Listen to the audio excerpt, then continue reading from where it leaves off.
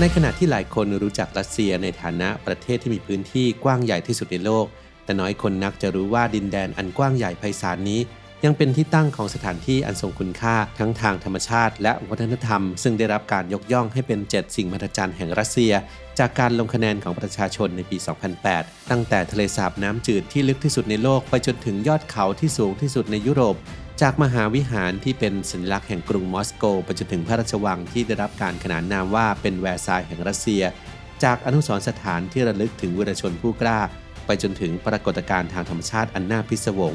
ทั้งหมดนี้คือเรื่องราวของ7สิ่งมหัศจรรย์แห่งรัสเซีย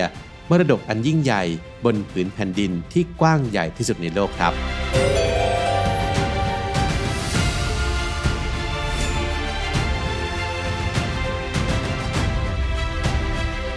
1. ทะเลสาบไบคารดวงตาสีฟ้าแห่งไซบีเรียทะเลสาบสีฟ้าครามที่ล้อมรอบด้วยภูเขาเจ้าของฉายาดวงตาสีฟ้าแห่งไซบีเรียแห่งนี้ไม่ใช่เพียงทะเลสาบธรรมดาแต่เป็นทะเลสาบน้ำจืดที่เก่าแก่และลึกที่สุดในโลกด้วยอายุกว่า25ล้านปีและจุดที่ลึกที่สุดวัดได้ถึง 1,642 เมตรทะเลสาบไบคารยังเป็นแหล่งน้ำจืดที่ใหญ่ที่สุดโดยมีปริมาณน้ำคิดเป็น 20% ของน้ำจืดบนผิวโลกทั้งหมดที่ไม่รวมน้ำแข็งนั่นหมายความว่าหากนำน้ำจากทะเลสาบแห่งนี้มาแจกจ่ายให้ประชากรโลกดื่มก็จะสามารถดื่มได้นานถึงราว40ปีความพิเศษของทะเลสาบไบคารไม่ได้อยู่ที่ขนาดและความลึกเท่านั้นครับแต่ยังเป็นบ้านของสิ่งมีชีวิตกว่า 2,600 สายพันธุ์โดยที่2ใน3ของจำนวนดังกล่าวเป็นสายพันธุ์เฉพาะถิ่นที่พบที่นี่ที่เดียวในโลกรวมไปถึงแมวน้ำไบคารซึ่งเป็นแมวน้ำสายพันธุ์เดียวที่อาศัยอยู่ในน้ำจืดน้ำในทะเลสาบมีความใสสะอาดจนสามารถมองเห็นได้ลึกถึง40เมตรทำให้สามารถสังเกตการระบบนิเวศใต้น้ำที่ซับซ้อนและน่าทึ่งได้อย่างชัดเจนในแต่ละปีทะเลสาบไบคารต้อนรับนักท่องเที่ยวกว่า 1.5 ล้านคนโดย 16% เป็นนักท่องเที่ยวต่างชาติและนอกจากการท่องเที่ยวเชิงธรรมชาติแล้วที่นี่ยังเป็นจุดบรรจบของวัฒนธรรมที่หลากหลายตั้งแต่อนุสรณ์สถานตามองโกหมู่บ้านของชาวโอบิลิฟเวอร์ไปจนถึงศาลเจ้าของชาวพุทธและชาวชามาน 2. เสาหินมานปูปูเนอร์ยักษ์หินแห่งอูรัลในเขตโคมีของรัสเซียกลุ่มเสาหินขนาดมหึมา7ต้นที่มีความสูงระหว่าง 30-42 เมตรตั้งตระหง่านอยู่บนที่ราบสูงที่มีชื่อว่ามานปูปูเนอร์ซึ่งในภาษามานซีแปลว่าภูเขารูปเคารพขนาดเล็กโดยชาวพื้นเมืองเรียกขานที่นี่ว่าโบวานโนอิสเสาหินเหล่านี้มีอายุย้อนกลับไปถึง200ล้านปี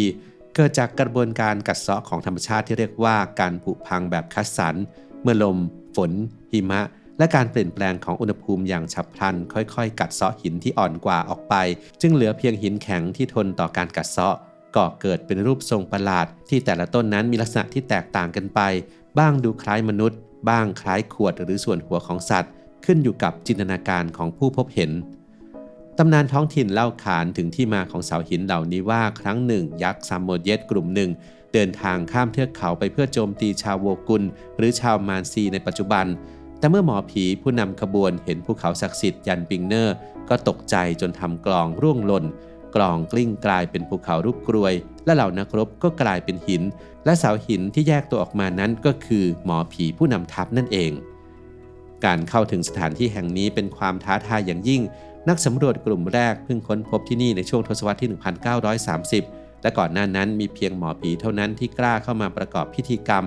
แม้จะได้รับการยกย่องให้เป็น1ใน7สิ่งมหัศจรรย์ของรัสเซียตั้งแต่ปี 2008 แต่ว่าที่นี่ก็ยังคงรักษาความเป็นสถานที่ลึกลับห่างไกลด้วยการเข้าถึงที่ทำได้เพียงทางเฮลิคอปเตอร์หรือการเดินเท้าที่ต้องใช้เวลาหลายวัน 3. หุบเขาไกเซอร์ดินแดนแห่งน้ำพุร้อนที่ซ่อนเร้นบนคาบสมุทรคัมชัตสกาในเขตตะวันออกไกลของรัสเซียหุบเขาที่มีความยาว6กิโลเมตรอันเป็นที่ตั้งของแหล่งน้ำพุร้อนที่ใหญ่เป็นอันดับ2ของโลกซ่อนตัวอยู่ที่นี่ประกอบไปด้วยน้ำพุร้อนประมาณ90แห่งและน้ำพุร้อนขนาดเล็กอีกมากมายทั้งหมดนี้ตั้งอยู่บนฝั่งซ้ายของแม่น้ำไกเซอร์นายาที่ค่อยๆลึกลงไปเรื่อยๆโดยมีภูเขาไฟสตราโตโวลคาโนคิดฟินิสที่ยังคงครุกรุ่นอยู่ในบริเวณใกล้เคียงหุบเขานี้ถูกค้นพบโดยนักวิทยาศาสตร์ท้องถิ่นทาเทียนาอุสติโนวาในปี 1941 แต่เธอใช้เวลาถึง 14 ปีในการเผยแพร่งานค้นพบนี้และแทบไม่มีการสำรวจเพิ่มเติมจนกระทั่งปี 1972 ความน่าสนใจของพื้นที่นี้ไม่เพียงอยู่ที่น้ำพุร้อนเท่านั้นแต่ยังรวมถึงอุณหภูมิใต้พื้นดินที่สูงถึง 250 องศาเซลเซียสที่ระดับความลึก 500 เมตรใต้แคลเดราหรือหลุมปล่องภูเขาไฟขนาดใหญ่ที่เคยระเบิดและพ่นเท่าลาวาแล้วเย็นตัวและยุบตัวลงเป็นหลุมปัจจุบันการเข้าถึงหุบเขาไกเซอร์ทำได้เฉพาะทางเฮลิคอปเตอร์เท่านั้นและยังต้องได้รับอนุญาตพิเศษเนื่องจากเป็นส่วนหนึ่งของเขตสงวนธรรมชาติโครนอสกี้ซึ่งได้รับการขึ้นทะเบียนเป็นมรดกโลกในชื่อภูเขาไฟแห่งคัมชัตกาแม้จะเข้าถึงได้ยากแต่ว่าสถานที่แห่งนี้ก็ยังคงเป็นหนึ่งในแหล่งท่องเที่ยวที่น่าตื่นตาตื่นใจที่สุดของรัสเซียตะวันออกไกล 4. มามาเยฟคูกันอนุสรณ์แห่งวีรชนบนเนินเขาใกล้เมืองโวโกกราดอนุสาวรีย์ขนาดมหึมาที่มีชื่อที่มีความหมายว่าเสียงแห่งมาตุภูมิเรียกหาตั้งตระหง่านสูงถึง 85 เมตรหนักกว่า 8,000 ตันสร้างขึ้นเพื่อรำลึกถึงทหารที่เสียชีวิตในสงครามสตาลินกราดในช่วงสงครามโลกครั้งที่ 2 ระหว่างเดือนสิงหาคมปี 1942 ถึงกุมภาพันธ์ปี 1943 ซึ่งมีผู้เสียชีวิตเกือบ 2 ล้านคนอนุสาวรีย์นี้สร้างแล้วเสร็จในปี 1967 โดยประติมากรเยฟเกนีบูเซติสโดยตัวอนุสาวรีย์นั้นเป็นรูปสตรีสวมผ้าคลุมที่พลิ้วไหวดุจปีกในมือขวาถือดาบชูขึ้นสูงส่วนมือซ้ายเหยียดออกไปราวกับกำลังเรียกร้องให้ประชาชนโซเวียตลุกขึ้นสู้ตัวอนุสาวรีย์นั้นสร้างจากคอนกรีตในขณะที่ดาบนั้นทำจากเหล็กไร้สนิมมีแรงบันดาลใจมาจากรูปปั้นไนกี้เทพีแห่งชัยชนะในตำนานกรีกอนุสาวรีย์แห่งนี้ได้รับการบูรณะครั้งใหญ่ที่สุดในประวัติศาสตร์ระหว่างปี 2019 ถึง 2020 โดยงบประมาณ 750 ล้านรูเบิลและยังคงยืนหยัดเป็นสัญลักษณ์แห่งความกล้าหาญและการเสียสละรวมไปถึงเป็นสถานที่สำคัญในการรำลึกถึงประวัติศาสตร์อันยิ่งใหญ่ของรัสเซียอีกทั้งยังปรากฏอยู่บนตราประจำภูมิภาคและธงของเขตโวโกกราดเป็นเครื่องเตือนใจถึงความสำคัญของสันติภาพและราคาที่ต้องจ่ายในยามสงคราม 5. พระราชวังปีเตอร์ฮอฟแวร์ซายน์แห่งรัสเซียนอกเมืองเซนต์ปีเตอร์สเบิร์กริมอ่าวฟินแลนด์เป็นที่ตั้งของพระราชวังสีเหลืองอารามที่มักได้รับการขนานนามว่าแวร์ซายน์แห่งรัสเซียสร้างขึ้นตามพระราชโองการของพระเจ้าปีเตอร์มหาราชในศตวรรษที่ 17 เพื่อแสดงถึงความยิ่งใหญ่ของจักรวรรดิรัสเซียและความปรารถนาที่จะทำให้รัสเซียนั้นทันสมัยเทียบเท่ากับชาติตะวันตกจุดเด่นของพระราชวังปีเตอร์ฮอฟอยู่ที่ระบบน้ำพุที่มีมากกว่า 150 แห่งโดยมีเอกลักษณ์พิเศษคือไม่ใช้ปั๊มน้ำแต่อาศัยน้ำจากตาน้ำธรรมชาติที่กักเก็บไว้ที่สวนตอนบนใช้หลักการยกระดับเพิ่มแรงดันน้ำพุที่โดดเด่นที่สุดคือน้ำพุแซมสันซึ่งมีประติมากรรมแซมสันง้างปากสิงโตสื่อถึงชัยชนะที่รัสเซียมีต่อสวีเดนโดยน้ำพุนี้สามารถพุ่งได้สูงถึง 20 เมตรในช่วงการปิดล้อมเลนินกราดระหว่างสงครามโลกครั้งที่ 2 พระราชวังถูกกองทัพเยอรมันยึดครองและได้รับความเสียหายอย่างหนักแต่หลังสงครามได้มีการบูรณะอย่างต่อเนื่องจนถึงปัจจุบันจนกลายเป็นสถานที่ท่องเที่ยวที่ได้รับความนิยมสูงสุดแห่งหนึ่งของรัสเซียโดยมีนักท่องเที่ยวมาเยือนถึงปีละ 5 ล้านคนรองจากเพียงจัตุรัสแดงและพระราชวังเครมลินในมอสโกเท่านั้น 6. มหาวิหารเซนต์บาซิลสัญลักษณ์แห่งมอสโกโดมหัวหอมหลากสีที่เป็นเอกลักษณ์ตั้งอยู่ณจัตุรัสแดงใจกลางกรุงมอสโกมหาวิหารเซนต์บาซิลสร้างขึ้นระหว่างปี 1555 ถึง 1561 เพื่อเฉลิมฉลองชัยชนะเหนือมองโกของพระเจ้าอีวานผู้โหดเหี้ยมชื่อทางการของมหาวิหารคือมหาวิหารแห่งการปกป้องของพระแม่มารีบนคูเมืองแต่ผู้คนนิยมเรียกว่าเซนต์บาซิลตามชื่อนักบุญท้องถิ่นที่ได้รับการฝังไว้ที่นี่มหาวิหารประกอบไปด้วยโบสถ์9หลังที่เชื่อมต่อกันโดยมีโดม8โดมล้อมรอบโดมกลางสถาปัตยกรรมอันโดดเด่นนี้ไม่เคยมีที่ไหนมาก่อนในประวัติศาสตร์สถาปัตยกรรมรัสเซียและไบเซนไทน์มีตำนานเล่าว่าหลังจากการก่อสร้างเสร็จสิ้นพระเจ้าอีวานได้สั่งให้ควักลูกตาของสถาปนิกเพื่อไม่ให้สร้างสิ่งที่งดงามเช่นนี้ได้อีกแต่ว่าความจริงแล้วสถาปนิกก็ยังคงทำงานออกแบบอีกหลายแห่งในเวลาต่อมา